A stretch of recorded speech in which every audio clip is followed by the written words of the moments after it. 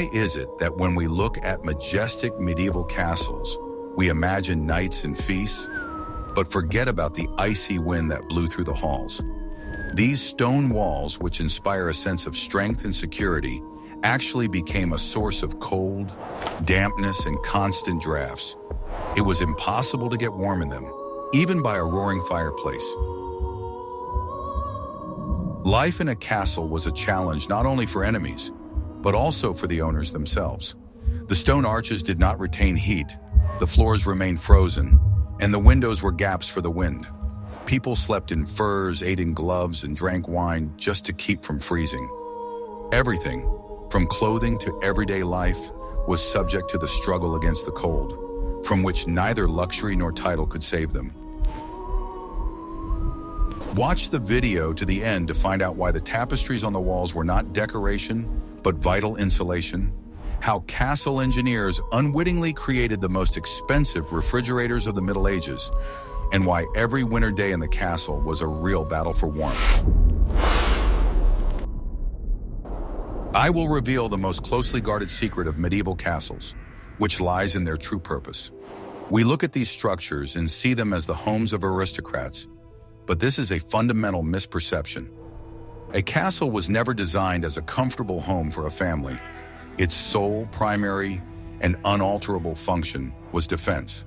Every stone, every tower, every arrow slit was subordinated to a single purpose: to withstand a siege and protect the lord from his enemies. This philosophy of total security determined absolutely all engineering decisions.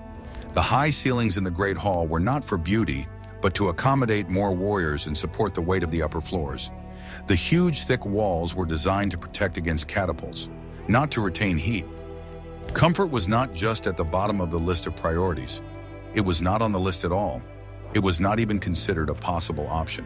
Imagine an engineer who is tasked with building a structure capable of withstanding fire, battering rams, and months of siege. He will use the strongest and most fire-resistant materials he can find. He would make the walls thick enough that no cannonball could penetrate them. He would position the battlements to provide maximum firing range, not to let sunlight into the room. This is how castles were born. The result of this approach was the perfect military machine. It was impregnable from the outside, but completely unsuitable for living inside. The living quarters were a byproduct of the defensive architecture. The lord and his family did not live in a house, but in barracks, a warehouse, a command post, anything but a cozy home. They were hostages to their own security. Every element that we today consider an integral part of comfort was either absent from the castle or distorted beyond recognition. The windows were narrow slits, the corridors were long and echoey, and the floors were stone. Attempts to remedy this situation were only pitiful compromises. It was impossible to insulate the fortress without making it vulnerable. This dilemma of security versus comfort was always resolved in favor of security. It was better to freeze every night, but be sure that the enemy would not break into your bedroom. Cold was the price paid for protection. It was as constant a companion in life as the sentries on the walls. The problem was compounded by the fact that castles were often built on high ground. Hills and cliffs were ideal for defense, as they provided good visibility and made it difficult for enemy siege engines to approach. But from a climatic point of view, it was the worst possible solution. A castle standing on a hilltop was exposed to all the winds. It became a magnet for icy air currents. The wind blew freely along the walls, penetrating every crack and blowing away the last bits of warmth. The inhabitants of the castle lived, in essence, in the epicenter of a constant artificial blizzard. It was not just uncomfortable, it was survival at the limit of human endurance. The engineering genius aimed at creating an impregnable stronghold gave birth to a monster that tormented its creators. The walls that protected against arrows became a source of eternal cold. The towers that provided a view turned into wind tunnels. The castles were cold not because of one specific mistake, but because their entire concept was hostile to warmth.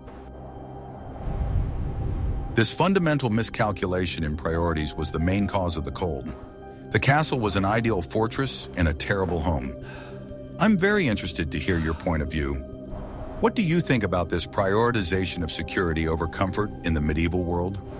Write about it in the comments and don't forget to subscribe to the channel. Are you ready to learn the truth about the material that built eternity? Stone was the main building resource of the Middle Ages. It was durable, affordable, and practically eternal, making it ideal for defense. It was stone that allowed walls to withstand sieges and serve dozens of generations. But this durability had a chilling downside that engineers either didn't know about or chose to ignore. The choice of material was predetermined. Wooden fortresses were vulnerable to fire, the main weapon used in sieges. Stone, on the other hand, was completely fireproof and incredibly durable. Therefore, as soon as resources allowed, wooden fortifications were replaced with stone ones. It was a matter of prestige, but first and foremost, it was a matter of survival. The problem with stone lies in its physical properties. It has very high thermal conductivity and enormous heat capacity. In simple terms, stone does not just allow cold to pass through it, it accumulates it. It acts as a giant cold accumulator, absorbing it from the environment. The castle's 3-meter-thick walls accumulated ice throughout the winter. To understand the scale of the problem, you need to understand the concept of thermal mass. The stone walls of the castle had enormous thermal mass. When a fire was lit inside the room, it first began to heat not the air, but these tons of stone. The walls greedily absorbed every calorie of heat, but did not become warmer themselves. All the energy of the fire was used to raise the temperature of the inner surface of the wall from -5 to, say, -3 degrees. This process was endless. The stone drew heat from the room like a black hole. To heat such a massive stone, weeks of continuous work by a giant hearth were required, which no one could afford. As a result, it was always colder inside the castle than outside on a sunny winter day. At least outside there was the sun, whose rays gave the illusion of warmth. Inside the castle, however, people found themselves in a stone bag that constantly radiated cold. The walls were not just cold to the touch, they actively cooled the air around them. This created a constant feeling of chills. Even if the air near the fire was warm, as soon as you took a couple of steps away, you found yourself in the zone of the stone's icy breath. The cold came from everywhere, from the walls, from the floor, even from the ceiling arches. It was a pervasive, all-encompassing feeling. Moreover, the stone not only accumulated cold, it also condensed moisture. Any moisture in the air, from people's breath, from cooking, instantly settled on the icy walls. In winter, this turned the interior surfaces into something like an ice cave covered with frost. In summer, it led to constant dampness. This dampness, in turn, made the cold even more penetrating. Damp cold is much harder to tolerate than dry cold. It penetrates clothing, causing rapid hypothermia. Stone walls not only froze, but also created an ideal environment for mold and rheumatism. Thus, the material chosen for protection became an internal enemy.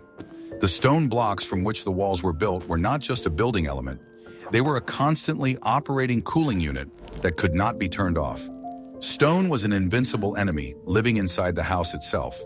Could medieval inhabitants even imagine another material for construction? But what if I told you that the castle's main pride and joy, the huge fireplace, actually made the rooms colder?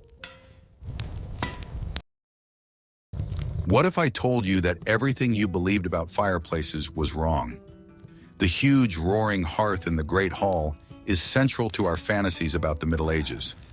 We see it as a source of warmth, comfort, and light. But from an engineering standpoint, the medieval fireplace was a catastrophically inefficient device. It drew more heat than it gave off. Early fireplaces were simply hearths in the middle of the hall, with a hole in the roof for smoke to escape. This was inefficient and dangerous. Later, they were moved to the wall and equipped with a chimney. This solved the smoke problem, but created a new, invisible, and much more insidious problem: draft. A chimney essentially works like a pump. Hot air and smoke rise, creating a vacuum below. This vacuum, or draft, sucks fresh air into the fireplace, which is necessary for combustion. But where does this fresh air come from in an almost airtight stone hall? It rushes in through every crack it can find. The medieval fireplace was a giant vacuum cleaner that worked by blowing out warm air. Engineers estimate that up to 90% of the heat produced by the fire immediately escaped up the chimney. The remaining 10% was mainly radiant heat. In other words, the fireplace only heated what was directly in front of it. You could stand by the fire and feel hot on your face, while your back was covered with frost. If you moved 3 or 4 meters away from the fireplace, you would find yourself back in the freezing cold. The heat from the fireplace simply did not have time to warm the air in the room because it was immediately sucked out through the chimney. But that wasn't the worst part. By creating a powerful draft, the fireplace caused drafts. To replenish the air that had gone up the chimney, the room began to draw in the icy street air through cracks in the windows, doors, and even through pores in the walls. The fireplace became a motor that set the icy winds inside the castle in motion. The more the fireplace was stoked, the more it vacuumed the room. The more it vacuumed, the faster the warm air was replaced by the icy air from outside. It was a vicious circle. The inhabitants of the castle burned huge amounts of wood, but as a result, the room only became colder and windier. The only real advantage of the fireplace was ventilation, although no one realized this at the time. It aired out the room, removing smoke and odors. But the price of this ventilation was total cold. It was not a heating system, but a ventilation system with the side effect of fire. Awareness of this problem came much later. It was not until the 18th century that Benjamin Franklin and other inventors began working on improving the efficiency of fireplaces by creating closed fireboxes and convection systems. Medieval man, however, was a hostage to primitive and destructive design. They spent entire fortunes on firewood, which they chopped and transported from all over the surrounding area. Wood was a valuable resource, but it literally went up in smoke. It was an expensive, smoky, and almost useless status symbol, rather than a source of heat. If you like how we debunk popular myths, please like this video. And be sure to subscribe to the channel so you don't miss new videos about harsh survival in the Middle Ages. Want to know the secret that turned every window into an open door to winter? Today, for us, a window is a source of light and protection from the elements. In the Middle Ages, however, a window was primarily a hole in the wall, and this hole was one of the main reasons why castles were so unbearably cold. Let's start with the fact that early castles had almost no windows as we understand them today. They had loopholes, narrow vertical slits designed for archery. They were ideal for defense, but terrible for living. Almost no light penetrated through them, but the icy wind whistled through. Even when windows started to get bigger, especially in later and less militarized castles, the problem didn't go away. Glass was an incredibly expensive luxury. Until the late Middle Ages, only the wealthiest monarchs and churches could afford glazed windows. And what was called glass was far from our modern sealed double-glazed windows. Medieval glass was cloudy, uneven, and full of bubbles. It was made in small pieces or discs, which were then held together with lead strips. This construction was the height of technology at the time, but it was completely unsealed. Wind blew freely through hundreds of microscopic gaps in the lead binding. Most lords did without glass.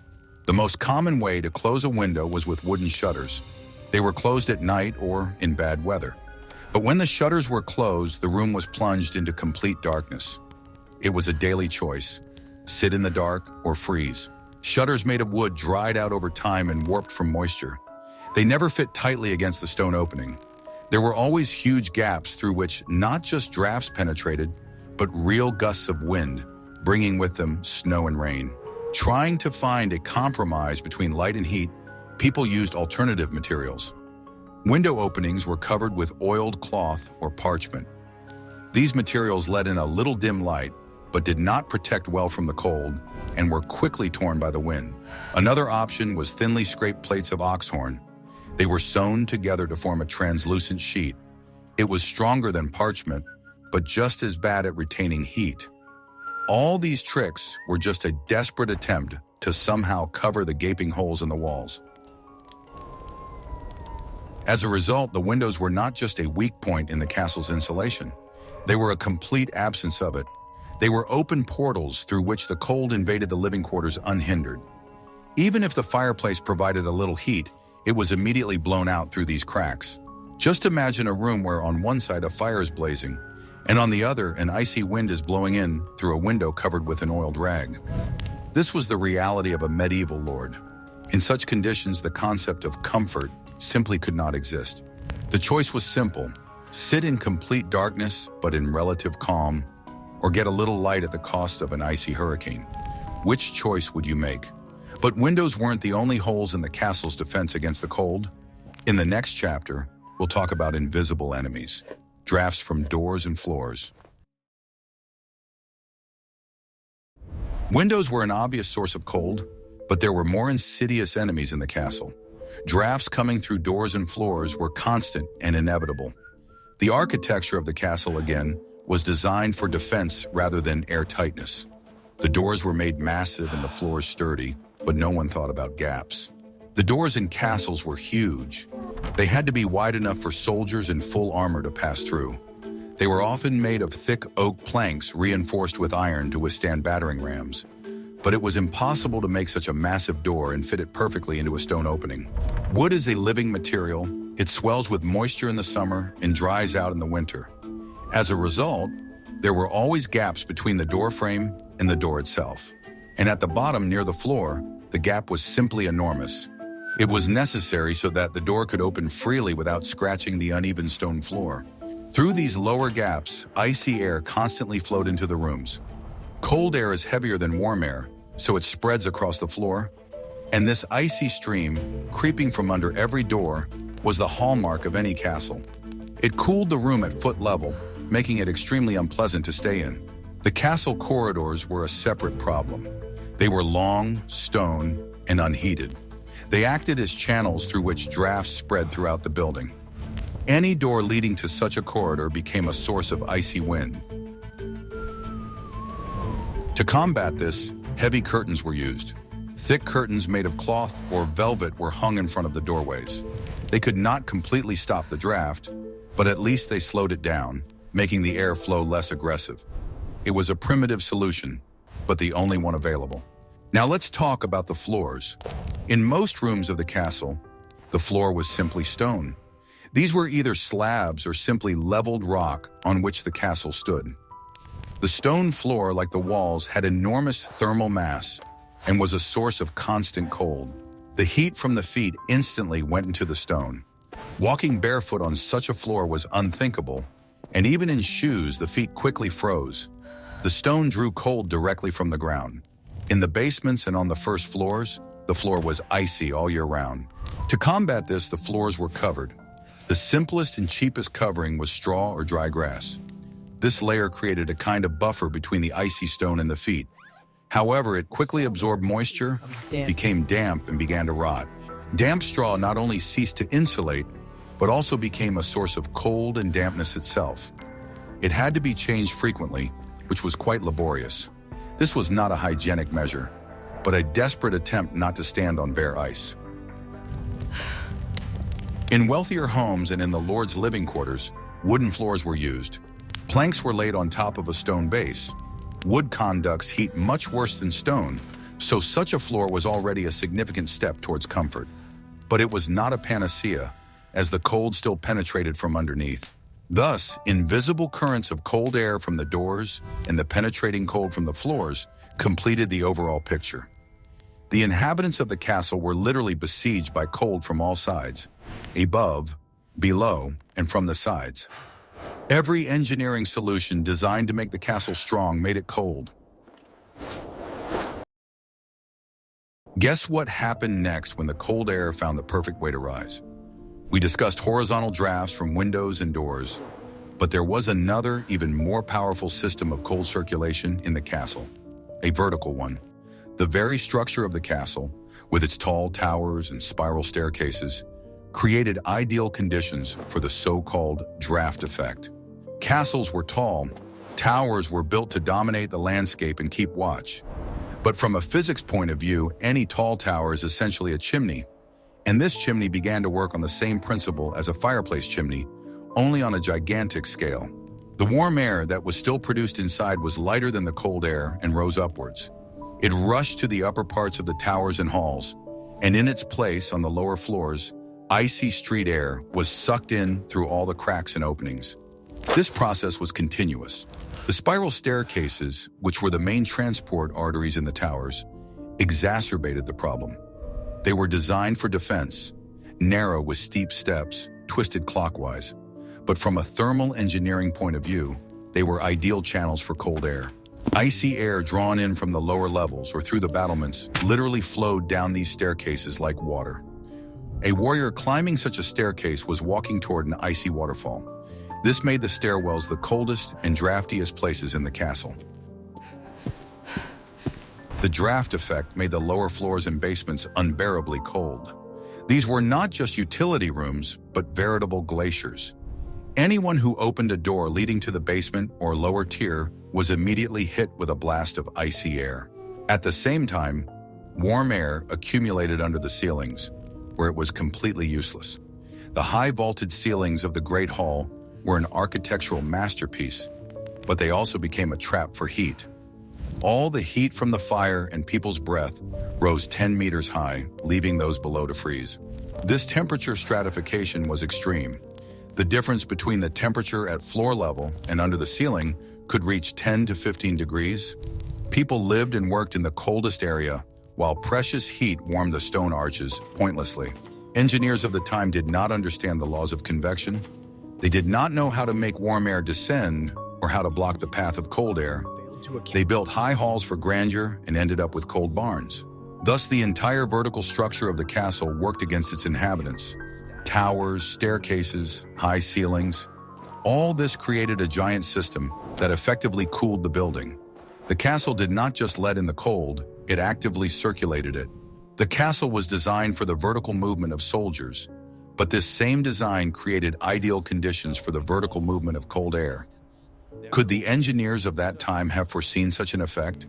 But if the walls were icy, what did they try to cover them with? In the next chapter, we will talk about the most expensive and most useless insulation, tapestries. When we imagine the halls of a medieval castle, we often see walls covered with bright tapestries. These works of art were not just decoration.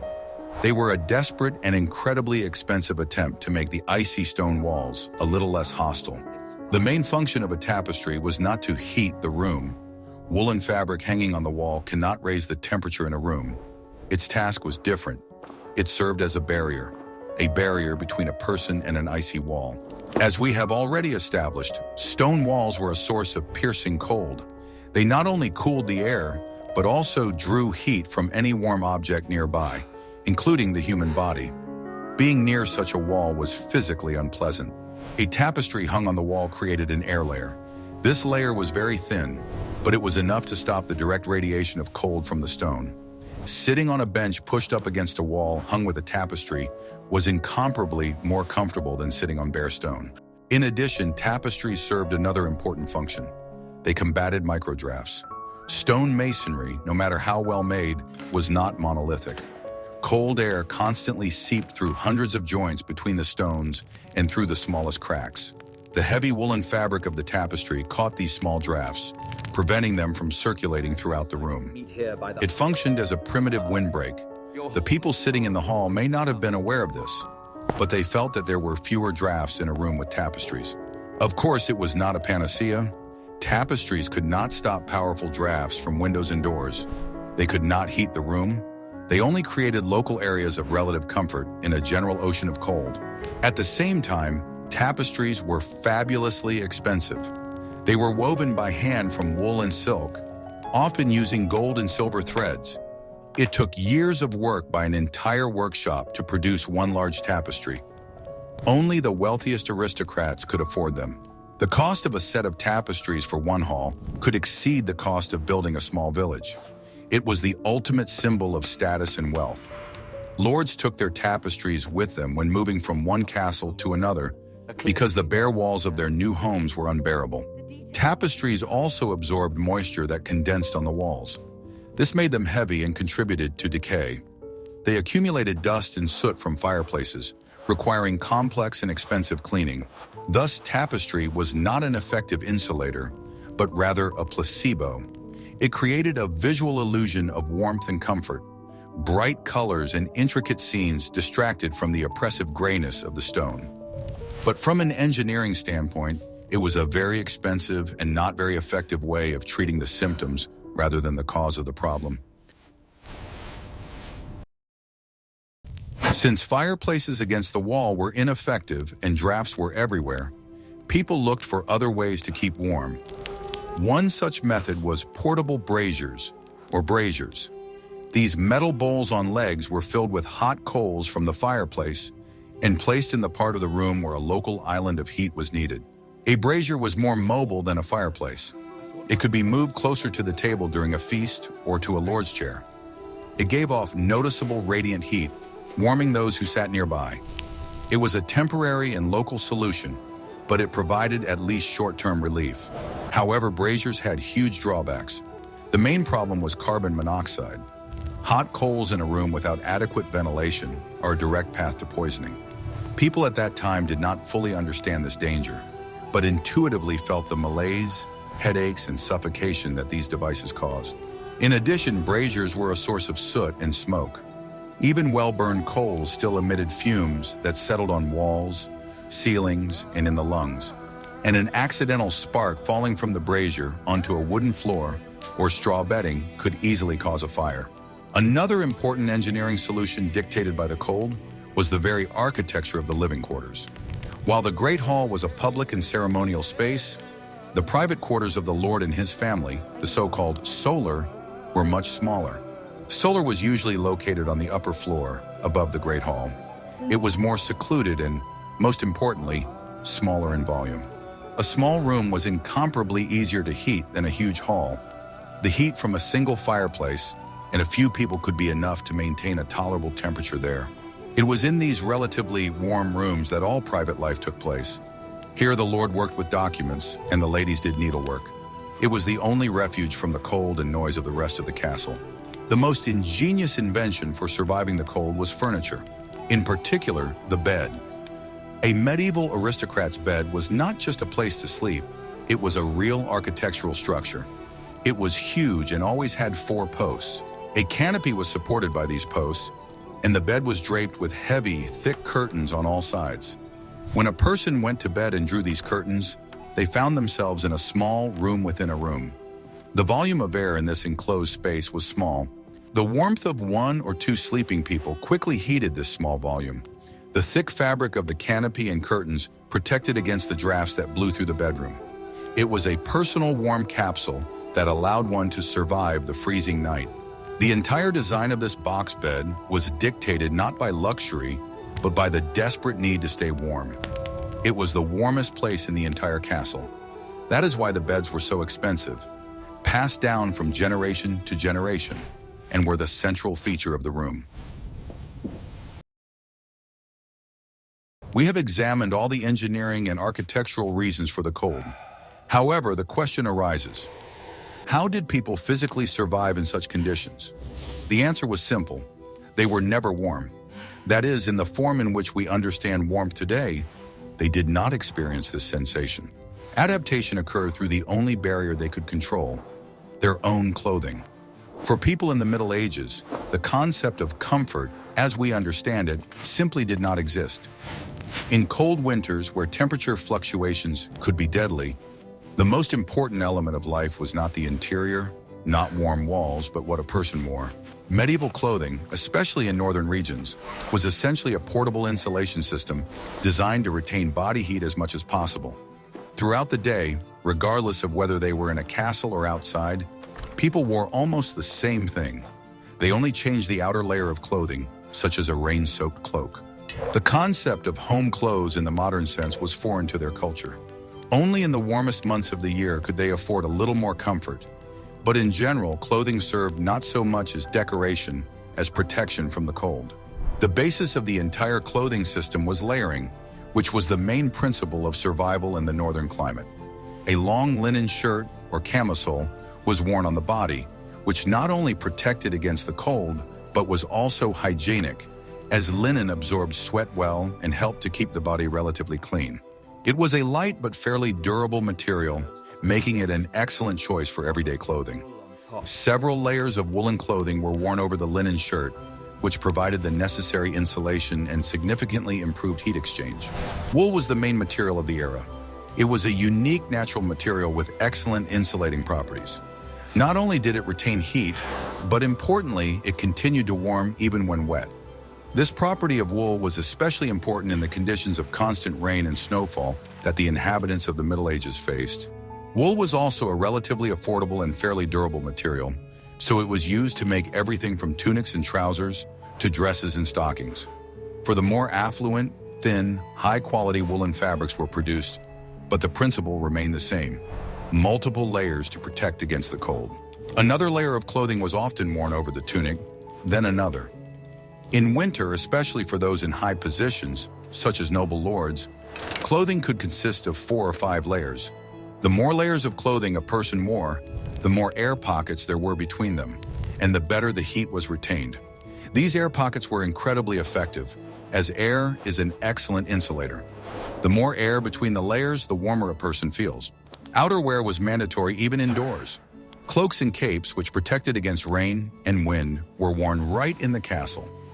These items were often made of the thickest cloth, sometimes lined with fur to provide even greater protection from the cold. Fur was not only a decoration, but also an important part of insulation. It was not only a fashion accessory, but also a necessary material for survival in the cold winter. Fur was often used not only to trim clothing, but also to line living spaces to create additional warmth. Headwear also played a key role in keeping warm. It was worn not only outdoors, but also indoors. Bonnets, hoods, and hats all helped to retain the heat that escapes through the head. Medieval people understood that heat loss through the head was one of the fastest ways to freeze. Therefore, despite the rules of etiquette, it was not always acceptable to remove headwear indoors, especially during the cold season. In the presence of superiors or at formal ceremonies, removing one's hat was a gesture of respect, but in everyday life, most people preferred to wear headwear at all times. Footwear was an important element of warmth in these conditions. Walking on cold, icy stone floors was impossible without adequate protection. Woolen stockings and thick leather boots with thick soles provided protection from the cold. Some boots had wooden or cork soles, which provided additional insulation from stone and concrete floors, which became particularly cold in winter. Boots with thick soles were a necessity for anyone who did not want to freeze while moving around the castle or the city streets. People literally lived in their clothes. The concept of sleeping in separate pajamas, as we are accustomed to, was completely foreign to medieval people. People slept either in the same clothes they wore during the day or in a special long nightgown, which was not something special, but served as an extra layer to protect against the cold. At night, even if someone took off their outer clothing, they still wrapped themselves in a warm cap or woolen cloak. This was a mandatory attribute of nighttime, which created additional protective barriers against the cold. Children, contrary to our ideas about small, warm blankets, were no exception to this practice. They did not enjoy soft beds or cozy toys. Children were dressed in the same way as adults, in several layers of woolen and linen clothing. This was necessary to protect them from the cold, as children spent a lot of time on cold stone floors, where there was not even minimal heating, and drafts blew through the most secluded corners. Even small children playing on the floor needed protection from the cold, which could quickly become deadly. Thus, medieval people carried their home with them. Their clothing became a personal fortress, much more effective than the stone walls of the castle where they lived. Each layer of fabric, each air gap, served as a protective shell that retained heat and ensured survival in harsh conditions. The constant struggle to preserve every degree of heat was part of everyday life. Clothing became the only tool that helped people withstand the cold world. It was not just clothing, but a real barrier between life and death. In these conditions, people not only survived, but also formed their own unique culture based on a constant struggle against the elements. We, who live in warmth, cannot even imagine how difficult it was to exist in such conditions. Every day was a struggle for life, and clothing was the only thing that provided minimal comfort and protection from the cold. Come, let us make this. We have discussed stone, drafts, engineering, and clothing. These aspects give us an idea of life in medieval castles. But there is one last, perhaps most important aspect, the psychological one. Why did people put up with conditions that seem unbearable to us today? The answer is simple: they had no choice, and more importantly, they had no other expectations. The concept we now call comfort did not exist in their minds. In our modern world, we take comfort for granted, but for the people of that time, it was unthinkable. Their understanding of comfort and convenience was completely different. We are used to being able to control our environment. With the push of a button, we can make a room warmer or cooler. We can adjust the temperature in our homes, create ideal conditions for work and leisure, and we don't have to worry about getting cold or overheating.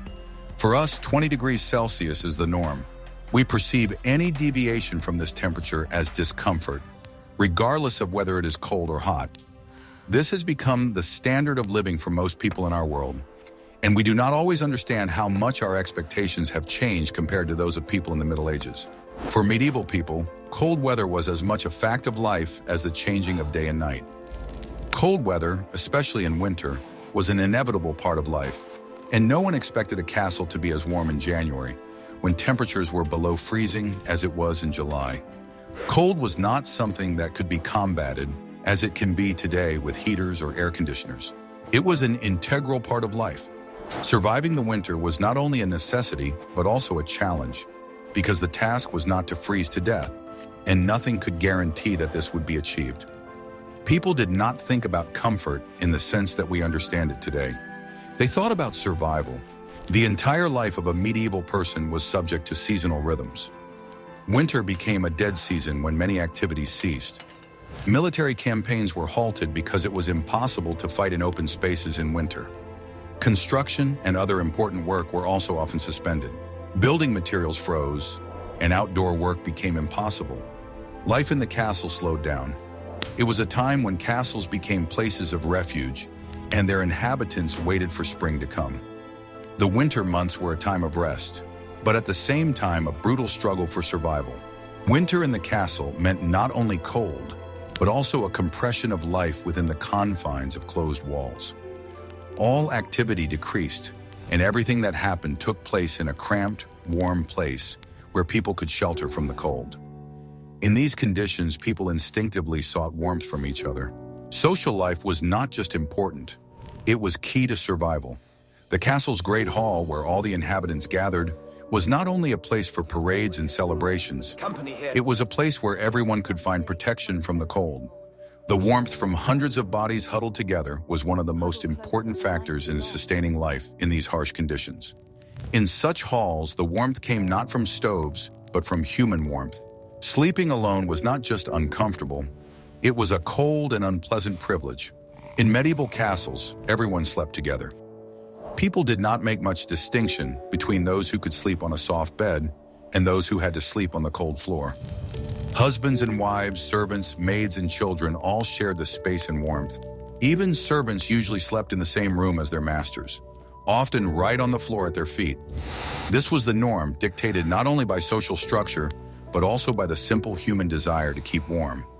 In a world where heat was so scarce, it was a valuable resource, and everyone took every opportunity to maintain at least a minimum level of warmth. Food was different in these conditions. The winter diet became more caloric and fatty. The body needed extra energy just to maintain its temperature. Hot food and drinks, such as mulled wine with spices or thick soups, were not only a comfort, but also a vital necessity. They helped to keep warm, maintain health, and preserve strength to survive the harsh winter months. Food became not just a way to satisfy hunger, but a way to survive. People often ate what they could find in local forests and fields, and it was often a rather modest menu, but it helped people survive. The lack of comfort and the constant struggle against the cold shaped the character of the people of that time. They survived not because of convenience and ease, but because of endurance and resilience. Every day was a test, and those who could not cope with the harsh conditions simply would not survive. The constant struggle against the cold made people less sensitive to what we would call deprivation. They did not complain about the cold because there was no one to complain to and nothing to complain about. In such a world, there was no time for complaints, and this was part of survival. People simply accepted their fate and did everything they could to survive. It was only with the advent of the Renaissance and then the Enlightenment that engineers and architects began to think about the fact that a building could be not only strong and beautiful, but also comfortable. Architecture began to change, and new solutions appeared aimed at making people feel more comfortable in their homes. More efficient stoves and improved chimneys appeared, and houses themselves became warmer and more comfortable. It became possible to construct buildings with thermal insulation and windows that could protect against the cold wind. However, for most people in the Middle Ages, this era of comfort never arrived. The inhabitants of medieval castles continued to live and die in their magnificent, majestic, and unbearably cold stone tombs. They lived in a world where cold was a constant companion, and their survival in these conditions was a daily feat. We, living in the warmth and comfort of modern homes, cannot even imagine what it is like to exist in such harsh conditions. Medieval man lived in constant struggle with nature, and every day was like a small war for him. He did not know what comforts were, and survived thanks to his determination and perseverance. It was a world where comfort was a luxury unavailable to most, and where everyone kept warm with whatever they could find in the world around them. We can see that medieval castles were ingenious defensive structures and at the same time engineering disasters in terms of comfort. Every element designed to protect against enemies, thick stone walls, tall towers, narrow battlements, became a source of cold. It was an environment hostile to humans. Survival in it was possible not thanks to heating technologies, which were primitive and ineffective, but in spite of them. People saved themselves with layers of clothing, cocoon beds, and simple human warmth, huddling together in huge, echoing, drafty halls. Real life in a castle was not a romantic fairy tale, but a daily struggle against the cold, damp, and drafts. It is a harsh lesson in how much our expectations of life have changed and what we really mean by the word home. What other aspects of survival in the Middle Ages would you like us to explore? Perhaps you are interested in how they stored food without refrigerators or how medieval medicine worked? Suggest topics for future videos in the comments, and don't forget to subscribe so you don't miss our new research.